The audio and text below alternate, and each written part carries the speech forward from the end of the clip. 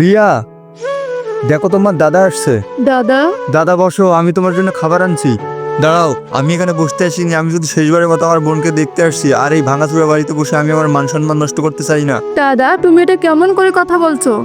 আর কেমন করে কথা বলবো? এর সাথে বিয়ে করেছিস তুই? দাদা, আমি ওকে ভালোবাসি। একটা সংসার চালানোর জন্য টাকা পয়সার দরকার হয়, সেটাই ভিখারির কাছে নেই। নতুন নতুন বিয়ে করেছিস তো তুই বুঝতে পারছিস না। এই প্রেমের ভূত মাথা থেকে নেমে গেলে তখন বুঝবি। এখনো সময় আছে, আমার সাথে চল। না দাদা, আমি এখান থেকে কোথাও যাব না, আমি এখানেই খুশি আছি। আচ্ছা দেখি তুই এই ভিখারিটার সাথে কতদিন থাকতে পারিস, এই না তোর কিছু কাজে লাগবে। না দাদা, এইসবের আমার কোনো দরকার নেই। তুমি যখন আমার হাজবেন্ডকে সম্মানই করতে জানো না, তখন আমার এইসবের দরকার নেই। যেদিন আমার হাজবেন্ডকে সম্মান করতে জানবে সেদিন নিতে পারবো। সত্যি তো? তুমি কিভাবে থাকবে আমার সাথে এই ভাঙা কুড়ে ঘরে?